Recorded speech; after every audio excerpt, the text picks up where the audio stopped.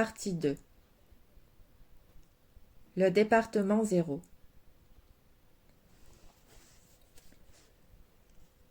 En 1980, 13 ans après la création de cette section secrète de la sécurité d'État, plusieurs directives avaient été mises en place pour cadrer ces objectifs. Si, dans les premières années, les désorientations provoquées par le caprice de Ceausescu avaient provoqué beaucoup de confusion et des réelles difficultés d'adaptation, à la 9e année de sa création, sa structure était bien définie, avec une base matérielle assurée. En outre, la question du financement avait été dès le début un point chaud, parce que Ceausescu, inexplicablement, avait apparemment oublié comment tout ceci allait être financé. D'autre part, personne n'avait eu le courage de clarifier les choses dans le flou du commencement, car devant le dictateur, une telle question aurait été synonyme de mépris, ou au moins d'incompétence. Les deux versions auraient signifié la destruction de sa carrière et de grands problèmes existentiels pour celui qui aurait osé. La méthode était celle qui s'appliquait habituellement dans des cas extrêmes. On invoquait l'ordre absolu du chef de l'État et on cumulait les fonds de financement par le retrait de sommes sur d'autres fonds. Ce fut la solution de compromis pour les 3 premières années après la création du département. Le temps passant, les choses évoluèrent, avec la création de 2 bases secrètes. L'une était située près de la ville B, et l'autre dans les montagnes Retesa, à une petite distance de la vallée de l'Ours, qui est un nom de code. Dû au fait qu'il y avait déjà une base logistique après la mise en place du département, une nouvelle tactique avait été appliquée à partir de 1972 pour attirer les fonds grâce à des interventions diplomatiques répétées de Ceausescu. Convaincu et enthousiaste quant aux possibilités qu'offrait le développement de cette section de la Securitat, il prit les dispositions nécessaires pour que le département 0 soit soutenu financièrement par 2 sociétés offshore d'Uruguay. Dans les documents officiels, elles figuraient comme des sociétés de courtage dans le pétrole, mais en réalité étaient spécialisées dans le blanchiment d'argent de la mafia latine. Revita Unió et Nan Co. étaient les 2 sociétés qui procurèrent à la famille Ceausescu d'importantes sommes sous la direction d'un maître dans le domaine, le général Mérès, que j'avais connu personnellement.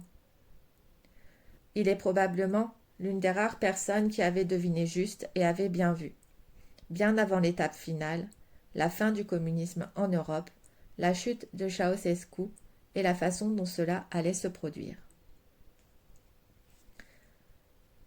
« Écoute ce que je te dis, Radu » m'avait un jour déclaré le général. Il y a certaines forces inconnues qui broient les fondations de ce peuple et le nourrissent de poussière, en mettant sur le devant de la scène Ceausescu, ses impulsions, ses pulsions, l'orientation de l'économie, et cela ne vient pas de là. Personnellement, j'ai assuré l'avenir de ma famille. Notoréane de la sécurité le sait, mais je suis trop bien placé pour être trahi. Je ne pense pas que cette situation puisse se poursuivre plus de 2 ou 3 ans à partir de maintenant.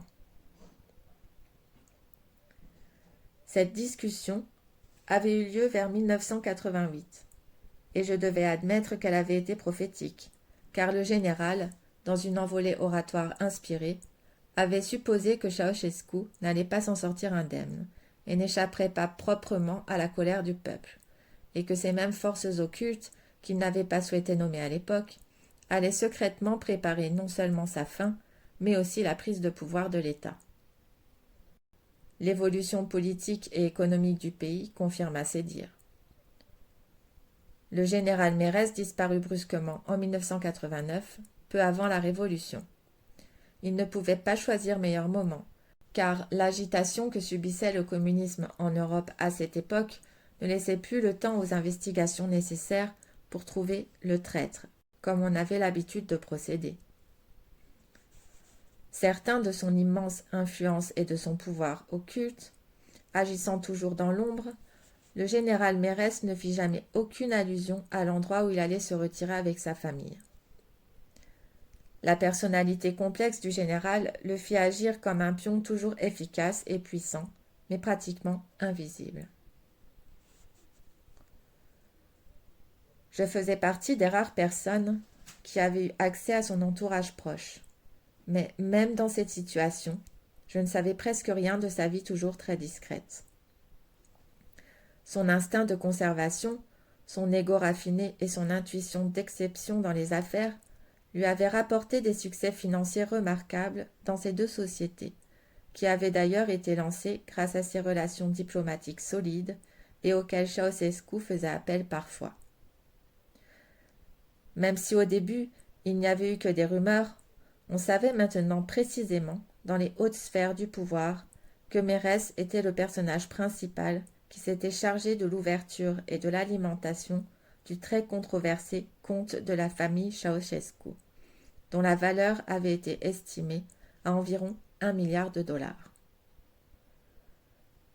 Seul le général, et peut-être 2 ou 3 personnes, connaissaient exactement le montant de ce compte et son emplacement actuel. Il est cependant facile d'imaginer que le général Mérès, ayant la liberté et la confiance totale de Ceausescu pour l'administration de ces deux sociétés offshore, ne se limita point au remplissage des seuls comptes du dictateur, et qu'il se reversa de très grosses sommes sur ses propres comptes.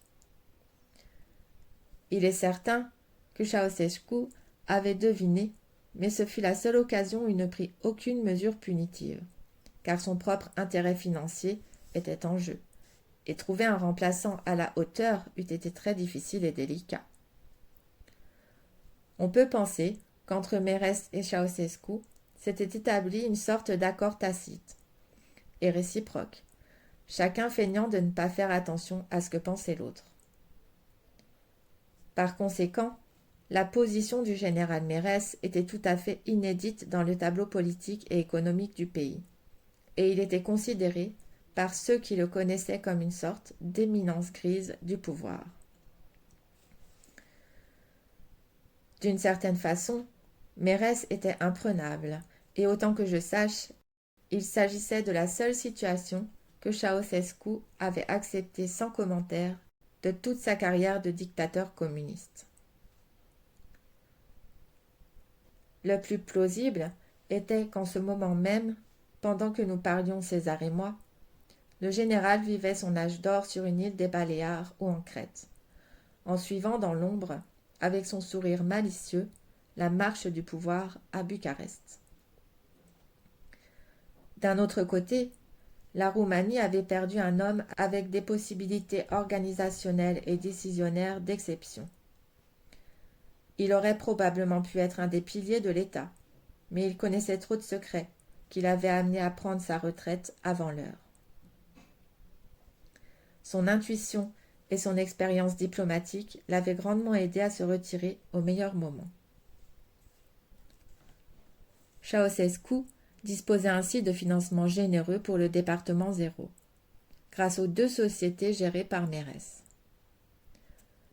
De 1968 à 1980, 5 personnes étaient passées par la direction du département, mais de tous, le colonel Obadea s'était le plus fait remarquer, après sa nomination en 1979, grâce à son esprit d'initiative et ses idées novatrices qui avaient optimisé l'activité du département.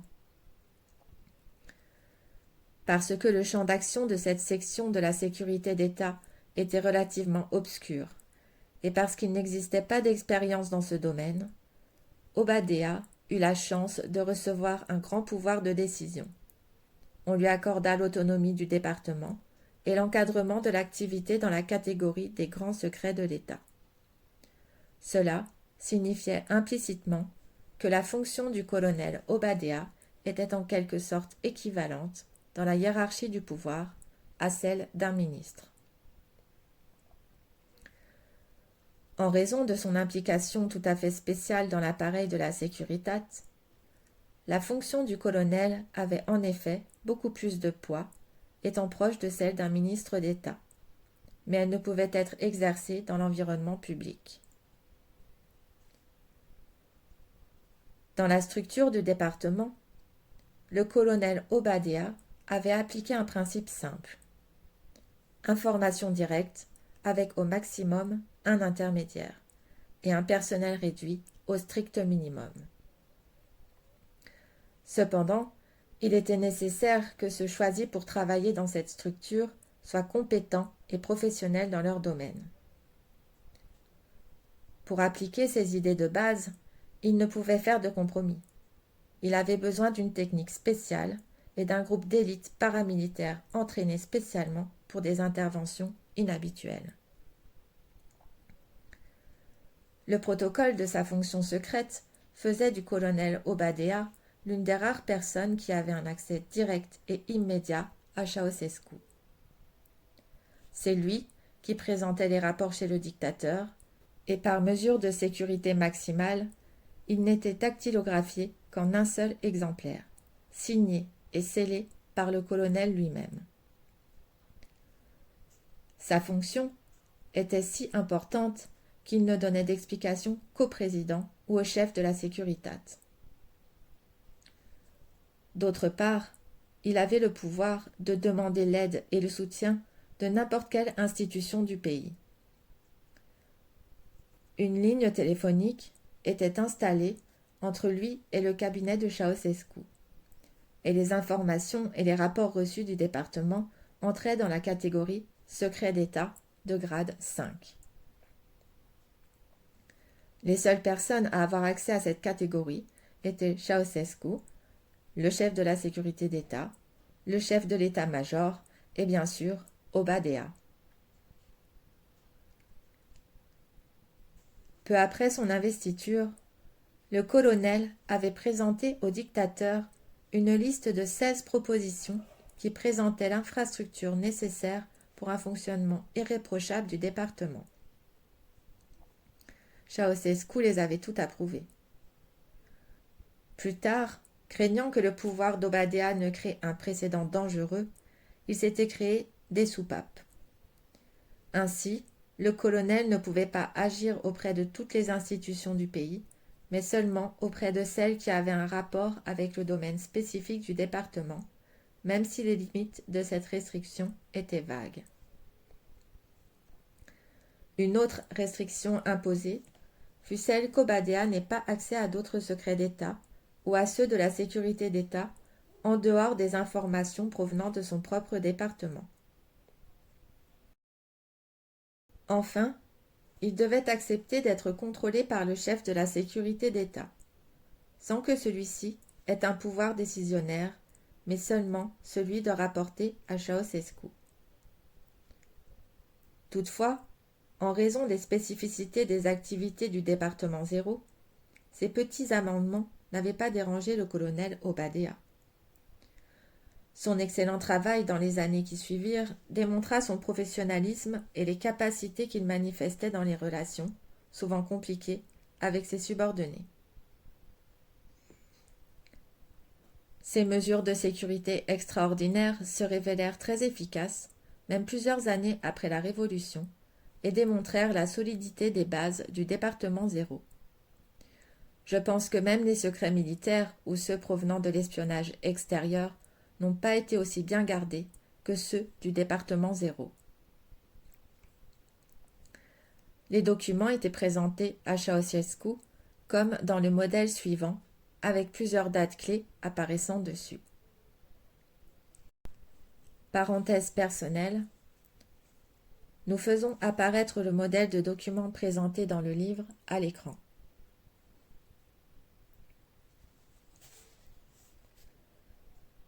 Après avoir eu connaissance du contenu du rapport, le chef de l'État avait une discussion sommaire avec Obadiah. Le dossier était repris par le colonel et enfermé dans un coffre-fort particulier dans son bureau, qui se trouvait dans la vallée de l'Ours, après avoir été préalablement scellé avec un morceau de carton rouge et un poinçon en plomb. Sur le carton était écrit « Accès limité. 1. Le président du pays. 2. Le chef du département 0. 3. Le chef de la sécurité d'État. » Dans le flou des départements de la sécurité, ceux de l'armée et du ministère des Affaires internes, le département 0 se distinguait comme une île à part, de type occidental, séparée de par sa spécificité des autres activités de l'État. C'était cette ambiance qui régnait quand César fut amené au quartier général, pas très loin de B, en 1980. En comparaison de sa qualité de vie chez ses parents, il y avait ici tout le confort, l'accès à un équipement technique exceptionnel. Les plans du bâtiment ainsi que sa construction avaient été réalisés par une société américaine. Mais la technique et l'équipement avaient été commandés et importés de Hollande. Le bâtiment était achevé depuis environ 1 an, peu après la nomination du colonel Obadea. Il était composé de 2 corps, un pour le personnel et les activités de routine, et le second, plus grand et sophistiqué, destiné aux personnes sélectionnées, avec plusieurs appartements, une cuisine, une salle à manger et une section à l'écart où se trouvaient les laboratoires pour les différentes expérimentations. La zone de la base était encerclée par un mur de béton, et à 100 mètres autour, des militaires montaient la garde sans éveiller de soupçons. L'approvisionnement avait lieu 1 fois par semaine pour limiter les échanges avec l'extérieur. Quand César arriva à la base, il y avait déjà 4 autres sujets sur place, 3 enfants et un adulte. Chacun était logé dans un appartement du bâtiment principal. Ils avaient la permission de sortir à des heures fixes. Le programme était léger, mais la garde très stricte. Le personnel se composait de 10 personnes, 9 hommes et 1 femme de 35-40 ans, la conseillère du mystérieux docteur Zien. Je vais arrêter là la description, bien que César m'ait décrit en détail l'endroit et les activités qui s'y déroulaient. Par la suite, je fus autorisé à voir cet endroit, et je dois avouer qu'il m'a profondément impressionné. Même s'il n'avait plus le même emploi que dans les années 80, une activité secrète et sévèrement contrôlée continuait de s'y dérouler. César resta pendant 5 ans dans cet endroit. Il avait rapidement compris qu'il ne reverrait probablement jamais ses parents, et que dans ce lieu, on lui offrait l'opportunité de développer ses capacités spéciales. Les rencontres avec les autres résidents avaient lieu aux heures de promenade, de sport ou pendant les cours spéciaux que le docteur Zien donnait. Chacun des résidents était doté de certains pouvoirs que César m'avait décrits sommairement et avec beaucoup d'humour. Un des enfants, un garçon de 14 ans, se distinguait par son nombril d'environ 10 cm qui couvrait une grande partie de son abdomen. Peu importait la météo, le garçon ne portait qu'un pantalon fin en coton. Il s'appelait Edward. Son rayonnement mental était si puissant que celui qui se trouvait dans son champ devenait timide, incertain, allant même jusqu'à ressentir une peur inexpliquée et oppressive. Ces sensations s'observaient quand Édouard était calme et détendu. Mais si pour une raison quelconque il se mettait en colère, on pouvait voir de petits flashs, comme des étincelles, sur son corps, en particulier autour de la tête. Dans ces moments-là, les objets proches se cassaient ou se déformaient.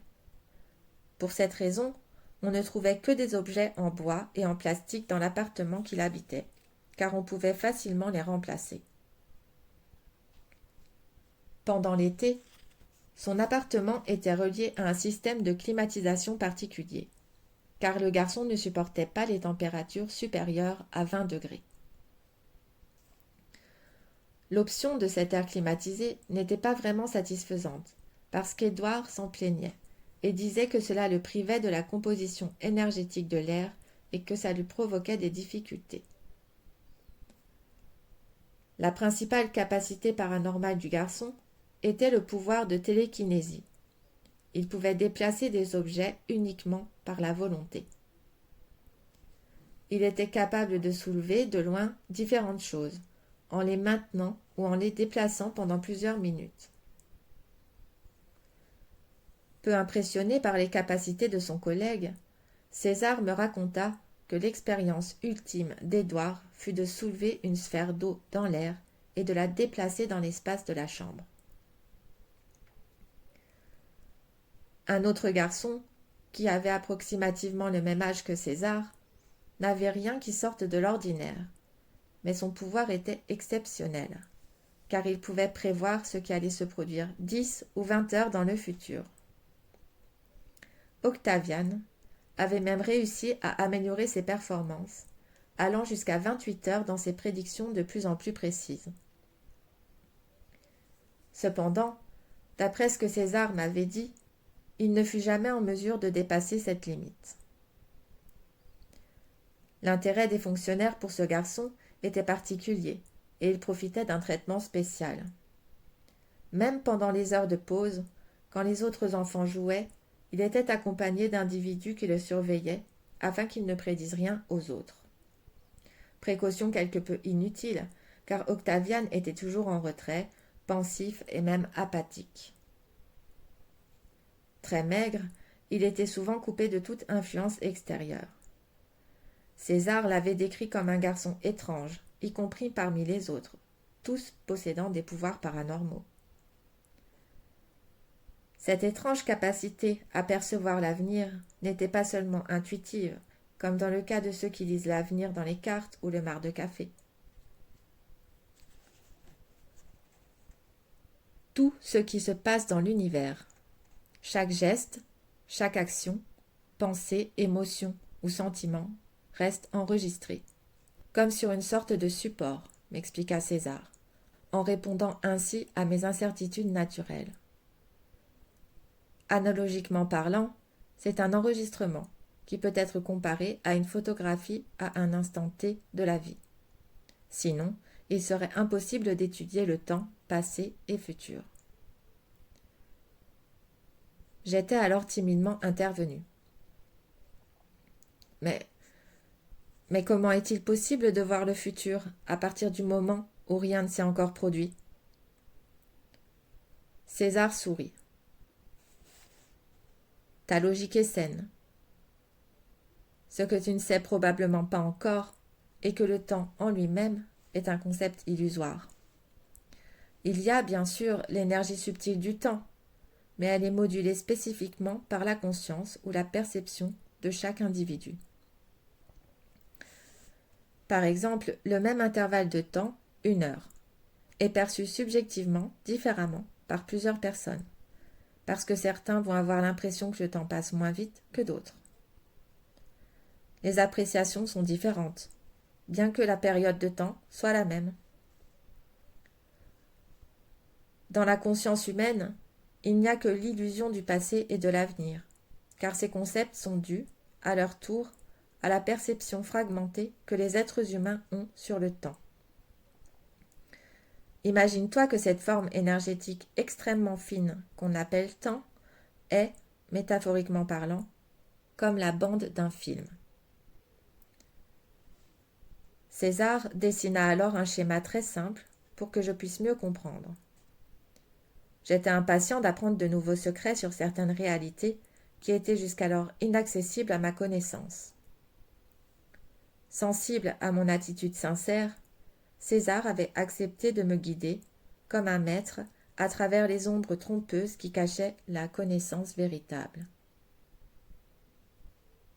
Parenthèse personnelle. Ici, un schéma nous est présenté illustrant les propos de César sur le temps. Nous le passons à l'écran. L'axe du temps est continu, mais les gens le perçoivent fragmenté en passé et futur. Dans l'idée générale, le présent est relatif, car le moment présent devient passé à l'instant suivant, qui devient lui-même le nouveau présent. Les gens vivent dans une bobine de film et s'identifient dans ses aspects partiels. Ils n'ont plus la perception globale de la bobine temporelle, qui est continue, mais ils perçoivent le phénomène temporel de manière fragmentée, dans le passé et l'avenir, parce que leur conscience est limitée d'un extrait à un autre de cette connaissance. Supposons maintenant que cette conscience se développe et grandit comme une sphère énorme qui prend dans son champ de perception et de connaissance l'univers entier. Cela est suffisant pour surmonter la barrière du temps, que tu vas alors voir comme un ensemble uni et éternel. Le passé et le futur perdent leur sens relatif. Celui qui expérimente ce niveau de conscience devient un observateur, détaché, ayant à sa disposition un large champ de vision. Analogiquement parlant, tu es comme un touriste dans une vieille ville. Au début, tu te balades et tu visites des endroits intéressants, car tu n'as pas la possibilité de tout visiter en une fois. Les immeubles, les gens, les voitures, les arbres t'obstruent la vue. Mais si tu vas sur un balcon en hauteur, tu peux voir la ville d'un seul regard. Peu importe la zone ou l'immeuble que tu cherches, tu le retrouves immédiatement, car toute l'agitation de la ville, même fragmentée pour ses occupants, te paraît comme un ensemble. J'espère que cette analogie est suffisamment suggestive pour mieux comprendre le problème du temps. Le voyage dans le temps n'est rien d'autre que l'expansion de la connaissance qui a alors accès à l'énergie réelle du temps. Cela est difficile à faire, et peu de gens arrivent à le maîtriser parfaitement. Il existe toutefois des étapes intermédiaires. Dans l'une de ces étapes se trouvait Octavian. Malheureusement, il a été muté dans une autre section en 1984 et je ne l'ai plus jamais revu. Bien que j'ai compris l'essence de ces explications, il restait encore quelques zones d'ombre. Par exemple, ce n'était pas clair de savoir comment on pouvait développer sa conscience afin que, par la simple volonté, on puisse immédiatement percevoir un fragment du temps. Dès que ces problèmes surgirent dans mon esprit, et alors que je me préparais à poser la question, la réponse de César arriva spontanément. Pour réaliser un véritable déplacement dans le temps au niveau de la conscience, on a besoin d'une connaissance de finesse exceptionnelle. Dès que la cible temporelle est fermement fixée au niveau mental, en se concentrant sur cette zone, on va déclencher un processus de résonance, grâce auquel tu arrives à vivre dans le laps de temps cité, en t'identifiant parfaitement avec tes émotions et les caractéristiques de l'époque, tout comme le spectateur d'un film qui d'une certaine manière entre dans la réalité de ce qu'il voit. En d'autres termes, tu vois, tu sens, tu goûtes et tu touches comme tu le fais habituellement dans ta tranche de temps. Seulement, les sensations ressenties sont propres à ce moment, car elles se sont déjà passées. C'est une certitude que l'expérience du déplacement dans le temps est véritable, et pas seulement une illusion de l'imagination débordante de l'esprit. Il y a bien sûr la possibilité du voyage dans le temps physiquement parlant, mais la façon dont elle peut être réalisée implique des explications complexes. En outre, la motivation d'un tel voyage doit être très importante, parce que les interférences peuvent être très importantes également. Pour l'instant, j'étais satisfait de ces explications, mais dans mon fort intérieur, je me disais que j'allais essayer d'expérimenter ces réalités fascinantes. Le temps passé dans ce centre avait permis à César de faire des progrès remarquables en développant ses capacités de perception et celles de l'action subtile. Une de ces expériences spirituelles extraordinaires était connue de l'énigmatique docteur Xian, qu'il avait guidé avec compétence et beaucoup d'attention pendant les moments difficiles. Le docteur Xian et son assistante disparurent mystérieusement peu après la révolution de 1989, sans que personne ne sache l'expliquer. Le point de vue général était que le contrat qu'il avait conclu était arrivé à son terme. J'étais certain que César connaissait la vérité sur ce sujet, mais pour diverses raisons, il ne souhaitait pas me donner plus de détails. Les contacts entre César et les autres occupants de l'établissement étaient peu nombreux et de circonstance, car à cet égard il y avait des règles strictes. Par ailleurs, jusqu'au début de l'année 1986, c'était le seul à avoir été maintenu dans l'établissement sans être transféré. Aucun de ceux qu'il avait trouvés là-bas en 1980 n'était présent à son départ. Avec le temps, ses camarades avaient été envoyés dans d'autres villes, mais les raisons de ces transferts restaient inconnues. À la place de ceux qui partaient, des nouveaux arrivaient à chaque fois, et César n'avait pas le temps d'apprendre grand-chose sur eux, car ils repartaient relativement vite. L'année 1986 fut un tournant dans la vie de César, avec une expérience spirituelle hors du commun. Les événements de cette période étaient étroitement liés à la présence et aux actions du chef du département, le colonel Obadéa. Il appréciait particulièrement César, et souvent, ils discutaient ensemble de divers aspects qui impliquaient l'activité du département. Bien qu'il fût adolescent, César ne correspondait pas au modèle associé à cet âge. La vie et l'expérience acquise dans le cadre de ce département avaient d'autres normes, très supérieures à celles de la société extérieure. L'endroit était comme tout droit sorti d'un monde parallèle, dans lequel les lois physiques, les concepts et les idées de ses habitants ne respectaient pas les normes de la société. Il est vrai que dans sa formation de commandant au département 0, le colonel Obadéa s'attardait particulièrement sur les aspects d'ordre militaire, de sécurité, administratif et même politique concernant la structure organisationnelle dont il avait la charge. Mais il connaissait précisément le dossier secret de chaque sujet, et il vivait avec intérêt l'activité et les réalisations de ceux qui étaient amenés là. Obadéa était l'une des rares personnes de la Securitate à cette époque qui possédait un esprit ouvert et une conduite morale d'exception. Il était très habile dans les jeux politiques qui confrontaient différentes forces et différents intérêts, et les événements ultérieurs allaient démontrer que les plans et les idées du colonel seraient appliqués.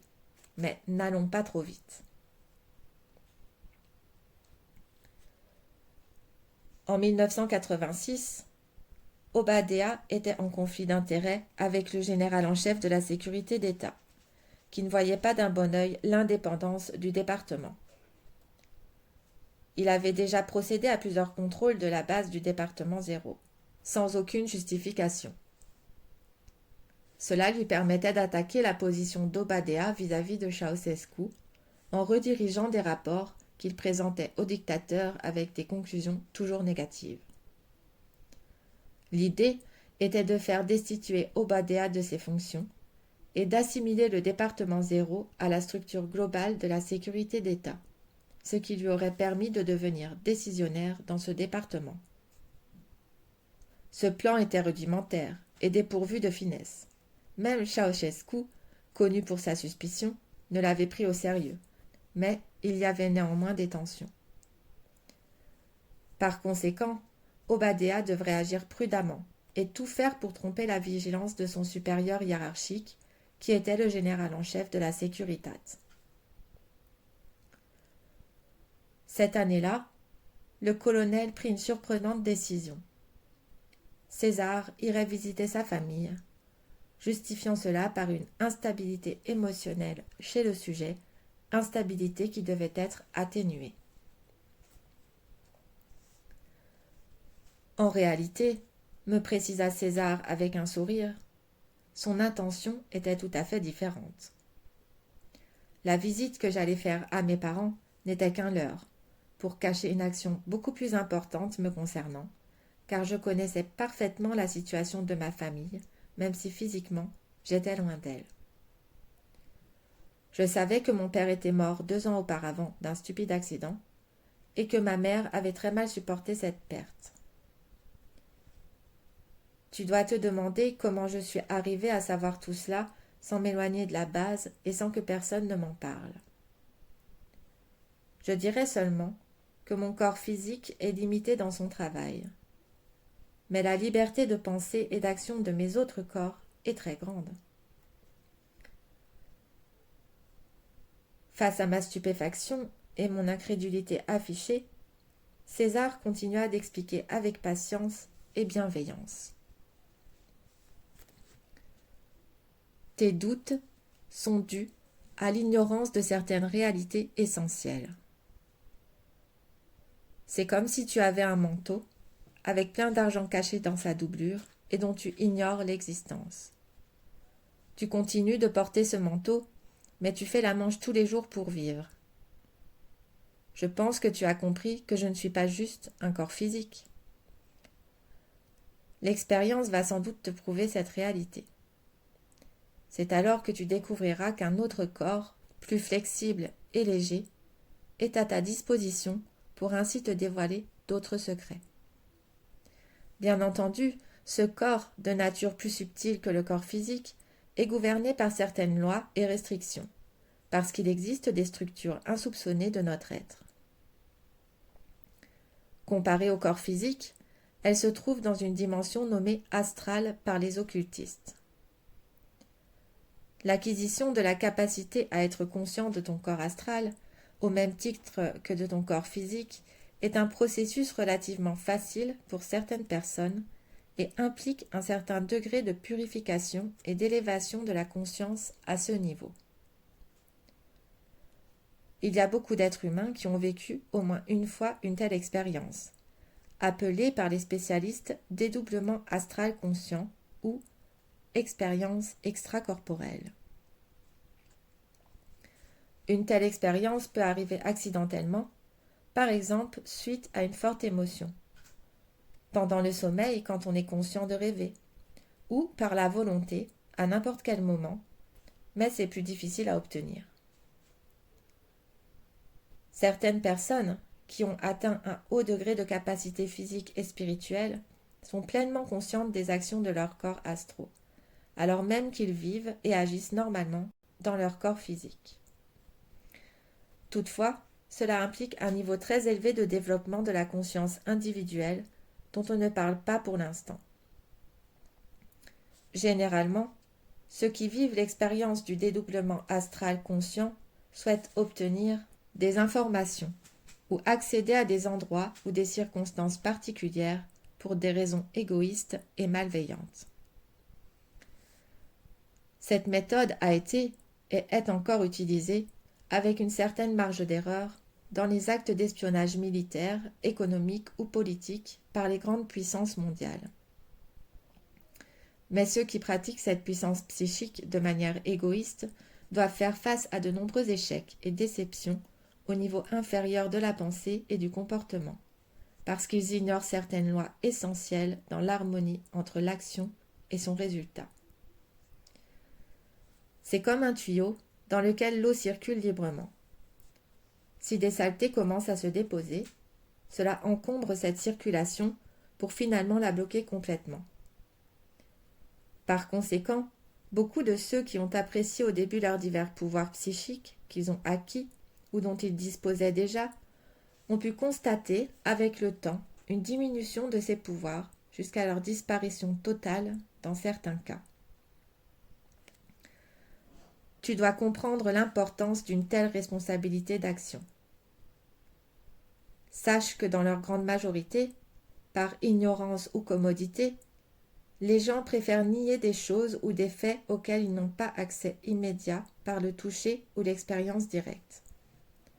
Rares sont ceux qui, en raison d'un certain degré d'élévation, comprennent que la liberté d'action qu'ils ont, par exemple par la projection astrale consciente, est une réalité qu'ils doivent utiliser de façon constructive et non égoïste. On peut observer et connaître des aspects de la vie ordinaire, mais il est également possible de connaître des secrets que certains voudraient obtenir, mais sans en avoir la capacité. Bien que sur le plan astral comme sur le physique, il existe certaines barrières qui bloquent l'accès à des informations secrètes. La liberté d'action et de mouvement est incomparable à celle du plan physique. Les obstacles du domaine astral sont destinés à filtrer ceux qui veulent connaître certains secrets, tant par leur fréquence vibratoire que par leurs intentions poursuivies. Dans le domaine astral, le mouvement est complètement différent de celui du monde physique. Il se plie à la volonté avec une certaine vitesse, généralement élevée ou presque instantanément, et ce, dans tous les coins de la planète, sous l'eau, sous terre, en surface ou dans l'air. Les plus spéciaux sont les mouvements dans l'espace, sur d'autres planètes ou corps célestes. Mais dans une première phase, ces expériences doivent se limiter à notre système solaire. Peu à peu, en fonction de la compréhension des lois secrètes de l'univers, les mouvements peuvent s'étendre au niveau galactique afin d'explorer les différentes parties de notre galaxie. Concernant les projections de notre conscience individuelle à l'échelle intergalactique, elles s'effectuent avec d'autres corps, plus subtils que l'astral, mais nous n'allons pas aborder ici et maintenant ce sujet. Ce que je voulais te faire comprendre, c'est que la matière physique n'influence pas le mouvement du corps astral. En revanche, ce mouvement est obstrué par certaines forces et entités agissant dans certains points ou zones clés, tant sur le plan astral que sur le physique, où l'accès à l'information est bloqué. Par exemple, ce genre de restriction peut être trouvé dans la protection de certains trésors ou dépôts de nature secrète, à certaines portes, souterrains ou chemins d'accès rapide vers d'autres points de la planète ou même d'autres mondes. À d'autres moments, les blocages astraux limitent l'accès à certaines initiations occultes protégées par des entités spécialement invoquées. Il ne faut pas comprendre que ces restrictions sont immuables. Elles concernent surtout ceux qui ne sont pas suffisamment évolués pour affronter certains mystères sans les utiliser dans un but personnel. Il reste encore beaucoup à raconter sur les moyens d'acquérir la puissance de la projection astrale et d'autres détails qui se rapportent effectivement au fractionnement astral, mais viendra le moment où nous aurons l'occasion d'en discuter plus en détail. La véritable intention du colonel Obadiah n'était pas de m'envoyer à F pour visiter ma mère, accompagné d'un garde spécial bien sûr, mais de faire un déplacement secret au monastère Cernica près de Bucarest. Tu peux imaginer qu'en ce temps, le déplacement de certaines personnalités politiques ou militaires du pays était très dangereux. Je ne savais rien du but de ce voyage jusqu'à ce que l'on soit arrivé aux portes de l'église. J'étais accompagné du colonel Obadiah et le trajet avait eu lieu de nuit en hélicoptère jusqu'à Bucarest et jusqu'à Cernica en véhicule tout-terrain. En chemin, le colonel m'avait dit qu'il voulait que je rencontre et que je parle à une personne d'église, un prêtre particulier qui était un vrai saint dans sa vie, avec des grands pouvoirs et grâces divines. À l'entrée du monastère, il y avait beaucoup de véhicules, des gens venus des 4 coins du pays pour visiter le monastère et pour prier. Le colonel Obadiah m'avait expliqué que quasiment tous ces gens attendaient de parler avec ce prêtre, Arseni Boka. Notre rencontre était déjà programmée, et pendant qu'on traversait la cour du monastère pour aller vers la cellule du prêtre, j'ai observé 2 gardes en civil d'un côté et de l'autre de la porte.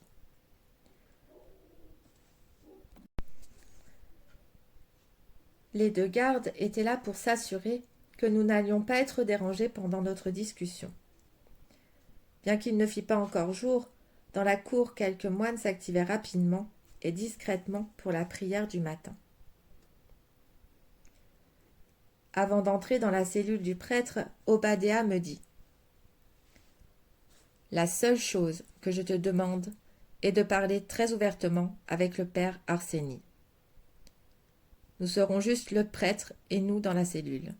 Et cette discussion doit rester top secrète. Nous avons beaucoup d'ennemis. »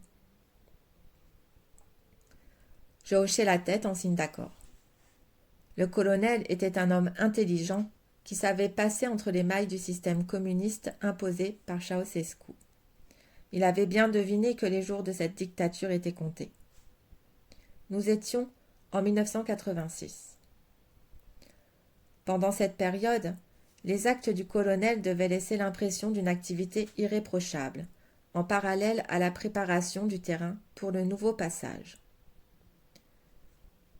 Il avait tenu 7 ans à la tête du département, fait rarissime pour l'époque, et il voulait éviter toute erreur, surtout à présent, quand l'espoir d'une nouvelle vie se présentait pour la totalité du pays. Toute action dans ce sens devait être planifiée minutieusement et exécutée avec une grande application. Le changement que tout le monde attendait, la population et certains chefs politiques et militaires, était imminent, mais il devait se produire dans des conditions de sécurité maximale pour prévenir toute défaillance possible. Toute organisation était dangereuse et la confiance quasiment impossible.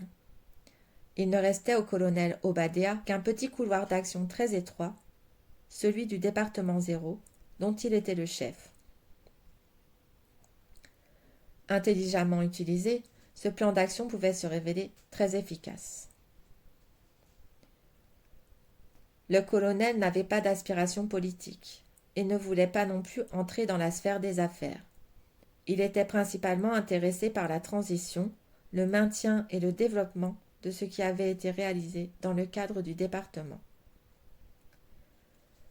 Il avait une vision pratique des événements entourant le département, ainsi qu'une grande confiance dans les aspects occultes et initiatiques, cherchant à combiner de façon utile les conjonctures de la vie physique avec des méthodes d'action subtiles. Prudent, le colonel Obadéa calculait soigneusement chaque étape avant qu'elle ne s'avère fatale. Dans sa situation, ce n'est pas sa fonction qui était en danger, mais sa vie. Même si ses relations avec Ceausescu étaient assez bonnes, il n'avait pas le droit à l'erreur, parce qu'il savait que le dictateur n'allait pas hésiter un instant à l'exécuter si ses intentions étaient démasquées. « Les loups sont toujours à l'affût », me disait-il souvent. Son plan était relativement simple. Si certains étaient surpris par sa visite à Cernica et posaient des questions, tout serait justifié par la particularité de l'activité. Il invoquerait des vérifications et des expérimentations très secrètes.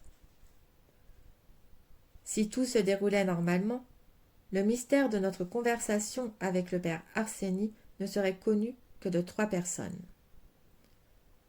Le prêtre allait mourir 3 ans plus tard, en 1989, peu avant la Révolution.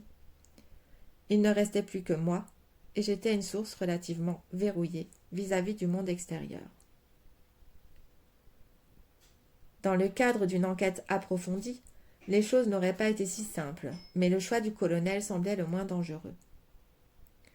Ce qu'il faut comprendre, c'est que cela a pris près de 6 ans à Obadéa pour se décider à me faire confiance. Je suis certain qu'il a étudié attentivement les fiches du docteur Zien me concernant, en m'observant discrètement dans différentes situations, en me soumettant indirectement à certains tests. Cela explique le fait que je n'ai jamais été muté de la base B, comme c'est arrivé à tous mes camarades. À Cernica, j'ai compris qu'Obadéa avait pour but de me préparer en secret, de me former pour certains projets d'avenir. Cette initiative était facilitée par le fait qu'à mon tour, j'avais sympathisé avec le colonel et sa nature sincère. Ce que César me racontait réveilla en moi des sensations inattendues. J'avais entendu parler du grand saint Arseni Boca de Transylvanie, du monastère Sambata, et je savais qu'il avait été persécuté par le régime communiste. Les dires sur sa grâce divine et ses pouvoirs avaient fait le tour du pays, mais tout était étouffé par l'idéologie typiquement communiste. Afin d'éviter que les gens ne viennent en masse se faire bénir chez le prêtre, les autorités le déplaçaient secrètement dans divers monastères ou l'empêchaient de parler aux gens.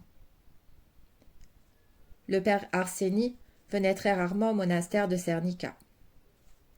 Des rumeurs disaient que sa présence occasionnelle dans ce monastère était due à l'intervention de personnalités politiques de l'époque, voire de la direction du pays, afin qu'il puisse lui parler sans prendre de risques.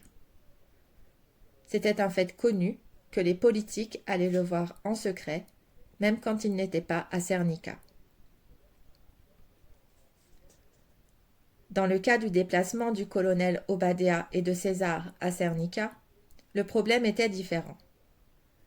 César n'était pas celui qui avait demandé à rencontrer le père Arseni, et ce n'était pas lui non plus qui voulait apprendre quelque chose du prêtre.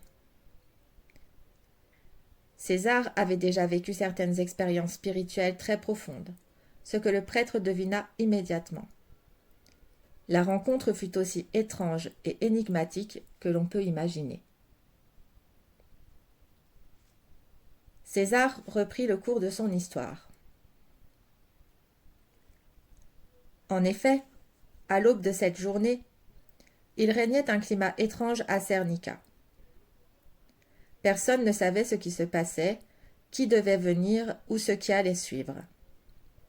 Cette agitation n'était perceptible que de l'extérieur, parmi les fidèles qui attendaient d'accéder au monastère, alimentés par des incertitudes et des hypothèses. J'ai appris plus tard qu'à un certain moment, les gens furent traversés par un frisson à la rumeur que le père Arseni pouvait être incarcéré.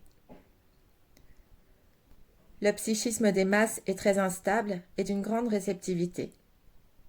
Certaines personnes et organisations occultes connaissent des méthodes pour influencer de manière décisive, juste par la parole, les opinions de grands groupes de gens. En outre, sur cette caractéristique concernant l'inconscient des masses humaines, s'appuient des théories de la diversion, de la rumeur et de la manipulation. De plus, en étant soutenu par une influence et une manipulation théologique, par exemple par le biais des ondes d'énergie à une certaine fréquence, les effets sont garantis. Il ne faut cependant pas conclure que les masses sont dépourvues de spontanéité. Le problème est plus complexe, car les méthodes de manipulation utilisées sur le plan physique peuvent être contrées avec succès et éliminées par des actions de nature purement spirituelle, surtout avec l'aide de plusieurs personnes. Dans le cas de la manipulation maléfique, les gens deviennent comme des robots en exécutant des actions mécaniquement. Leurs esprits sont alors pratiquement inertes. Mais dans le cas de l'action positive et profondément bénéfique réalisée grâce à des méthodes initiatiques, leurs esprits profitent d'une grande liberté et de l'ouverture de leur horizon individuel. C'est alors qu'ils commencent à comprendre l'importance fondamentale du libre arbitre dont ils disposent. Et c'est là la lutte des groupes occultes. La suppression, par tous les moyens, du libre arbitre, de la possibilité de liberté individuelle et des capacités de connaissance de la vérité de l'existence. Si tu as la curiosité d'analyser au moins une partie du système social actuel d'information et de gestion dans le monde, tu seras en mesure de constater que tout est fait dans le but de supprimer, fermer ou limiter l'individu, non pas dans le but de son développement et la connaissance de sa liberté, comme on le laisse croire à travers de faux slogans. Ce n'est pas maintenant que nous allons développer ce thème très important duquel dépend le futur de l'humanité. Mais je te dévoilerai d'autres aspects pour que tu puisses comprendre le système complexe mis en place pour la domination du monde.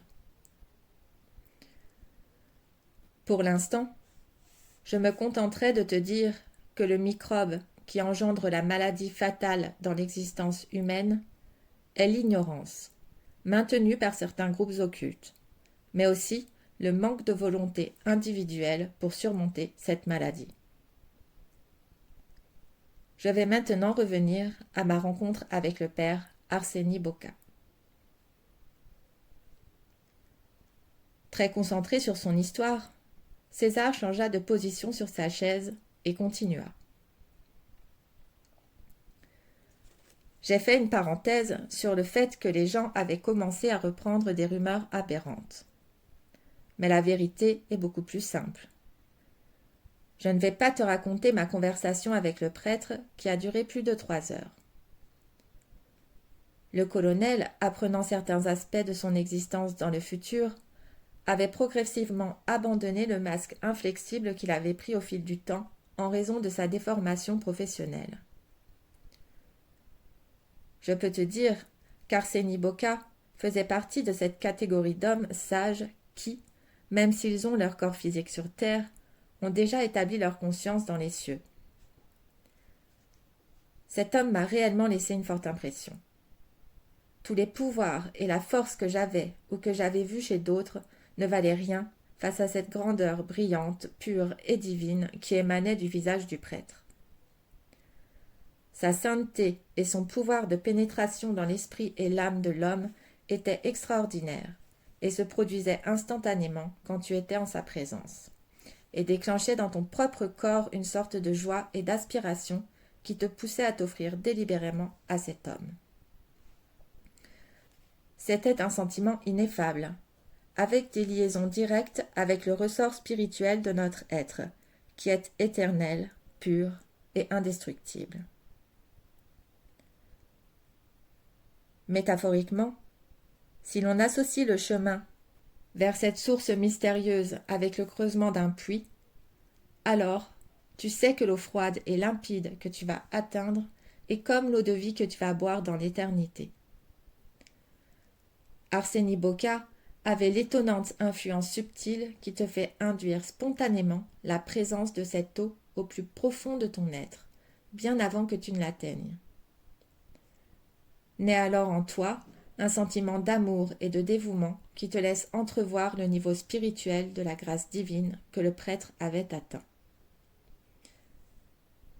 Parce que moi-même, j'étais capable de sentir et de connaître des limites suffisamment étendues, je n'ai eu aucune difficulté à comprendre les nuances très fines du rayonnement physique que manifestait Arseni. Sa connaissance était instantanée, et si profonde qu'elle provoquait chez son interlocuteur de réelles expériences cathartiques qui apparaissaient conformément aux possibilités et aspirations de chacun. La sensation que j'ai eue à ce moment est proche d'un profond sentiment de connaissance, indissociable d'une forme d'amour pur et innocent. Mais je ne souhaite pas développer mes impressions pour ne pas rentrer dans des observations de nature métaphysique qui ne te serviraient à rien et que je ne suis même pas sûre que tu puisses les comprendre. Habituellement, on commence à comprendre après quelques recherches dans cette direction.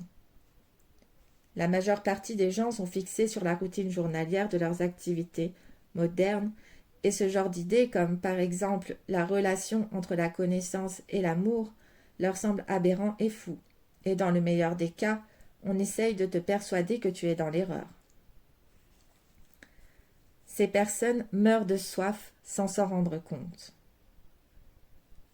Le père Arseni avait une expression de vie infaillible, comme celle de quelqu'un qui arrive à vivre dans un bonheur absolu et d'une rare pureté. Selon la capacité de compréhension de chacun, ceux qui l'entouraient pouvaient ressentir une légère sensation de ce bonheur qui l'entourait, tel un diapason qui vibre seul quand il est près d'un piano qui joue la bonne note. La bonne influence, la patience et la compassion peuvent transformer les âmes les plus sombres. Le colonel Obadéa avait ressenti dès le début l'influence mystérieuse et subtile du père Arsénie. Avec une bonté sans fin, Arsène Boca l'a conseillé sur la façon de procéder pour éviter les événements à venir. Mais en ce qui me concerne, longtemps après être entré dans la petite pièce, j'ai réalisé qu'il ne m'avait même pas regardé, comme si je n'existais pas. Pendant ce temps, le colonel écoutait, stupéfait par les paroles du saint homme. Environ une demi-heure plus tard, il s'est tourné vers moi et m'a dit que, dans mon cas, il n'était pas nécessaire de s'exprimer, car j'avais trouvé moi-même la lumière qui allait m'aider à m'en sortir. Il a ensuite détaillé avec précision la façon dont Obadéa et moi allions devoir travailler pour réussir nos actions futures d'une grande importance, détails qui surprendront le monde entier 20 ans plus tard. Même si je me trouvais déjà dans un état profond quand il a commencé à tout expliquer en détail, je fus secoué par un tremblement puissant dans tout le corps qui entraîna dans mon esprit l'émergence de certaines intuitions et corrélations complexes. À ce moment, César s'arrêta quelques instants, pensif. Moi, j'étais agité et tendu. Cela signifie que le père Arsénie t'a également parlé de moi, du fait que nous allions nous rencontrer et que tu me raconterais tout cela et que tu me proposerais de publier un livre sur ces événements ? Il sourit et conserva une attitude concentrée. Il nous a précisé que nous allions trouver les moyens adéquats de semer puis d'accompagner la floraison du développement spirituel de ce peuple. Il a spécifié que des informations allaient être publiées qui auraient un rôle important dans ce processus. Mais les aspects secondaires de cette réalisation, comme ta décision et d'autres éléments autour, tenaient de ma propre organisation et des modalités que j'aurais mises en place pour cette action. A-t-il parlé de la grande découverte qui allait être faite et de l'endroit ? Ai-je alors insisté ? Non, il n'a rien dit dans ce sens. Il a juste dit que cela allait sûrement être sur notre territoire et que l'impact serait tellement grand qu'il n'avait pas besoin de donner plus de détails. Mais il a répété à plusieurs reprises que ce serait une bataille féroce. Toutefois, je ne savais pas à quoi il faisait allusion.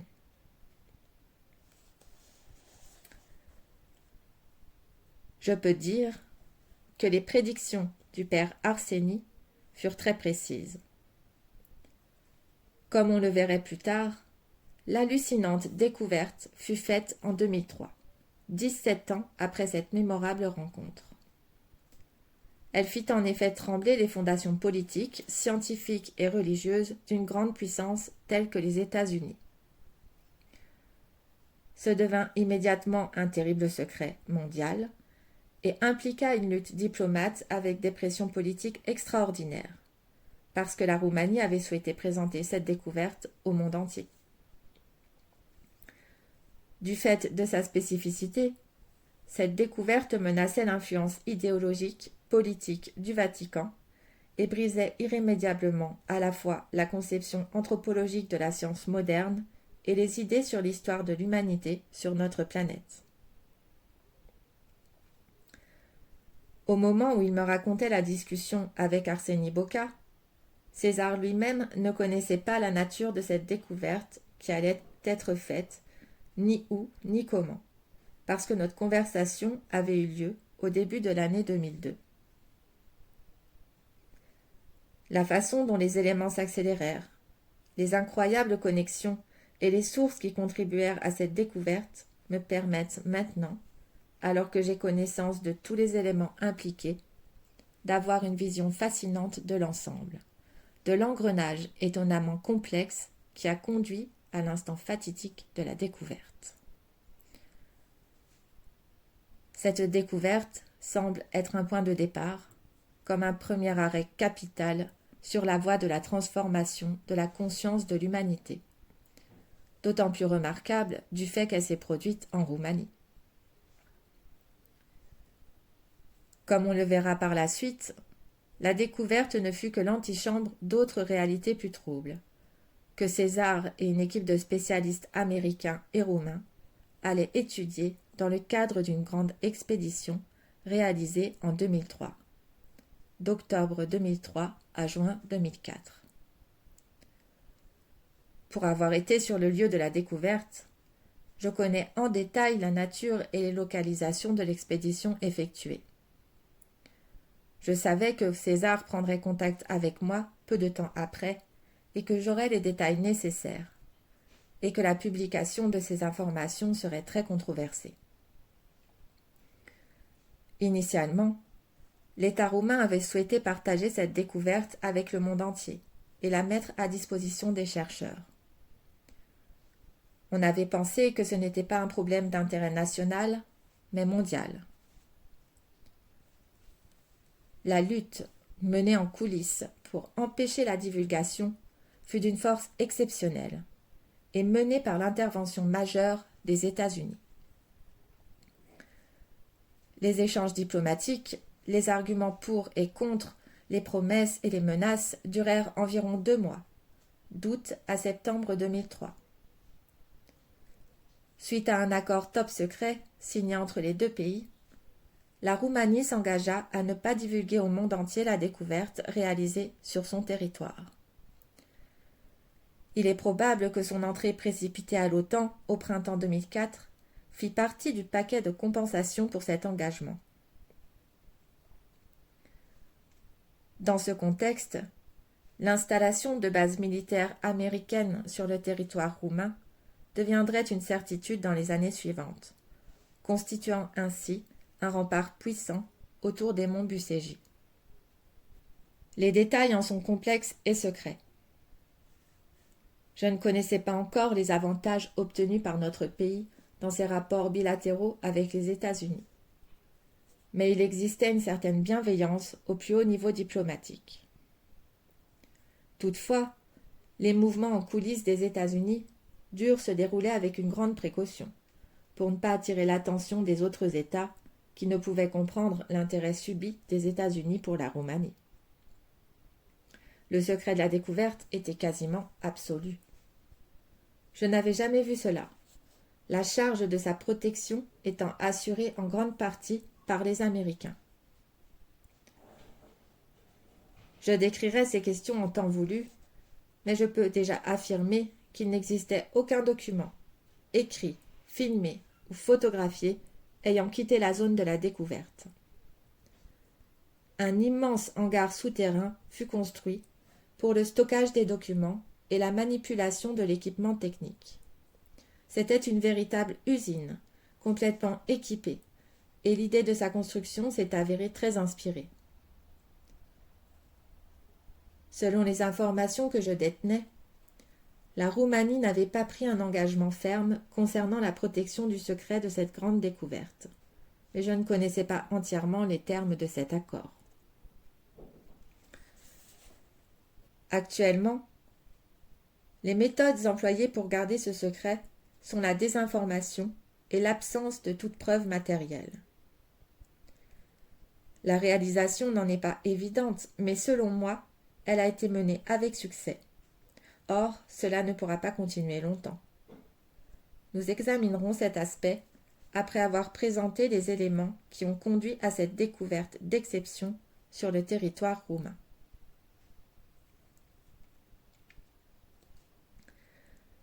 L'idée était de ne faire aucun faux pas au cours de cette période pendant laquelle le dictateur commençait à se sentir coincé, poursuivit César. Le père Arseni nous expliqua ensuite que Ceausescu lui avait rendu visite 2 fois, en secret, et en prenant toutes les précautions nécessaires. La dernière visite datait de quelques mois à peine. Il voulait connaître l'évolution de son pouvoir au sein de l'État, car il apparaissait des signes inquiétants d'instabilité du système politique, économique et social, à la fois dans le pays et également ailleurs au sein du bloc communiste. Le moine lui spécifia alors que s'il continuait à conduire le pays avec les mêmes méthodes inhumaines, il perdrait sa vie soudainement et de façon violente. En apprenant cela, Ceausescu s'énerva terriblement, et il fit une crise d'hystérie qui n'impressionna guère Arseni Boca. Il menaça le prêtre et partit furieux et bouleversé. Le père Arseni nous révéla qu'il savait qu'on souhaitait sa mort, et que des actions menées dans ce sens avaient débuté immédiatement après cette entrevue. Il nous avoua également qu'il allait partir bientôt dans le royaume du Père Céleste en quittant ce monde, à cause d'un complot ignoble dont le but serait de l'empoisonner. Cependant, il n'empêcherait pas ce projet, car sa mission spirituelle sur terre serait achevée. Puis il sortit d'une malle un livre épais et très usé, écrit en grec ancien, qui lui venait des saints chrétiens du mont Athos. Dans ce livre, nous dit le père Arseni, se trouve la description de l'hydre au souffle empoisonné, qui cherchera par tous les moyens d'empêcher la lumière et la volonté divine. Vous devez faire face à cette menace avec sagesse, et la sagesse vous sera donnée à vous et à beaucoup d'autres pour repousser le mal. Vous verrez et comprendrez la souillure partout autour de vous, au travail, dans les magasins, dans les institutions publiques, en particulier la politique. Malheureusement, elle va se faufiler au sein de l'Église même, en souillant les âmes. Les gens vont quasiment perdre tout espoir. Seulement, ceux qui garderont leur foi seront sauvés, et grande alors sera la gloire de Dieu sur eux. Le père Arseni développa ensuite le projet et déclara que le travail diabolique n'était pas propre à notre époque, mais qu'il existait depuis l'Antiquité, depuis des centaines, voire des milliers d'années, en préparant le terrain pour la lutte finale qui approchait. Le plan du travail diabolique était minutieux, et grâce au pouvoir de l'argent et des vices comme le mensonge, la tromperie, l'intrigue et le meurtre, ceux qui les pratiquaient avaient presque atteint leur but, qui était le contrôle et la domination du monde. Ici, cependant, le père fit une déclaration inattendue, qui eut le don de nous choquer dans une certaine mesure. Il déclara que, paradoxalement et en peu de temps, l'attention du monde se concentrerait sur notre pays en raison des changements extraordinaires qui se produiraient et aux signes spécifiques qui dépasseraient de loin la puissance limitée de la compréhension des connaissances matérialistes. Arseni Boca précisa également que tout serait la volonté de Dieu, car tout était cyclique et devait retourner d'où il avait commencé. Hébété, j'écoutais César. Son histoire venait à l'encontre de toute logique, et toute personne l'aurait reçue avec prudence. En ce qui me concernait, même si j'avais une grande confiance en César, ces affirmations rentraient difficilement dans mon esprit. Premièrement, je ne disposais d'aucune base référentielle pour le comprendre et l'accepter. Deuxièmement, ma foi n'était pas encore très forte. J'avais donc l'impulsion de considérer les prédictions du père Arseni comme étant erronées et fantasmagoriques. Cependant, quelque part, dans les profondeurs de mon cœur, brillait une lumière qui me donnait un profond sentiment d'espoir, et aussi des frissons à l'idée des temps qui allaient venir. Accidentellement, après mes discussions avec César, j'eus l'occasion de lire quelques brochures qui abordaient le même sujet, écrites par des auteurs différents. Je fus obligé de remarquer avec une certaine tristesse que l'attitude des différentes personnalités ou gens de la haute société de Bucarest ou de l'élite intellectuelle roumaine était particulièrement ironique ou, au mieux, indifférente. Évidemment, on ne pouvait pas attendre que de telles prédictions aillent les réveiller immédiatement de leur engourdissement spirituel, esclaves de leurs conditions extérieures de luxe, de confort, de richesse, d'influence et de pouvoir. Il existait une chance qu'au moins une partie de ces personnes se pose des questions au sujet de la vie qu'elles menaient et la nature de leurs actions. En d'autres termes, il existait une chance pour eux de devenir plus matures et plus responsables, car il est bien connu que la transformation des conditions de l'existence implique principalement la transformation de la conscience individuelle. Cela est réalisable grâce à une vision supérieure de la perception de l'existence, déterminée par des principes et idéaux complètement différents de ceux qui sont impurs, ignobles et grossiers. Les moyens les plus efficaces pour parvenir à une transformation rapide de la conscience, même à l'échelle nationale ou mondiale, sont l'amour et l'altruisme dans leur forme pure et non dissimulée. Pour les plus sensibles au cœur pur et aux intentions généreuses, cette simple observation est un argument de bon sens qui soutient implicitement la foi qu'ils portent dans leur cœur.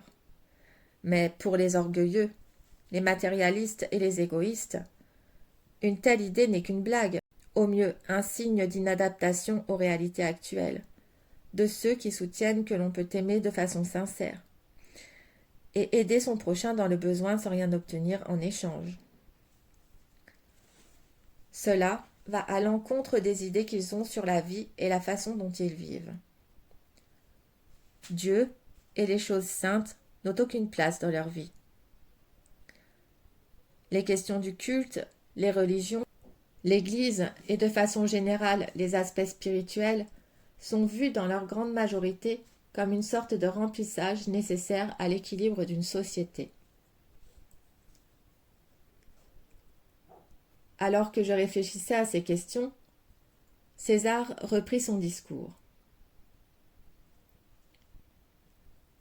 Le père Arseny a pointé précisément les principaux problèmes qui se produiront dans un avenir proche en Roumanie, mais nous a conseillé de ne pas abandonner le chemin entamé, quelles que soient les difficultés que nous rencontrerions.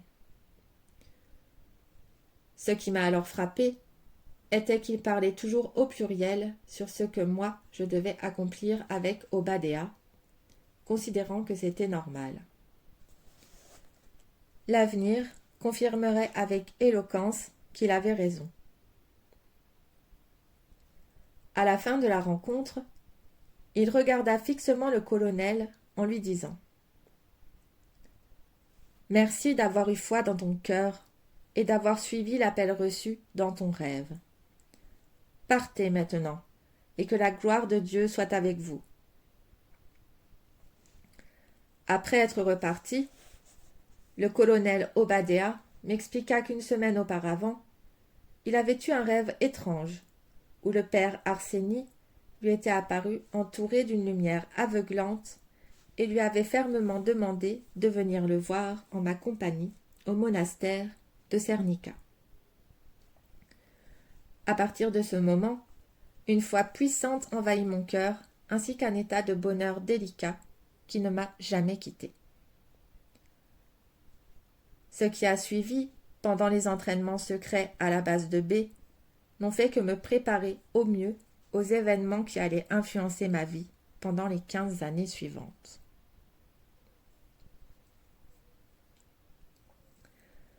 César interrompit alors son récit, étant appelé en urgence à un certain endroit.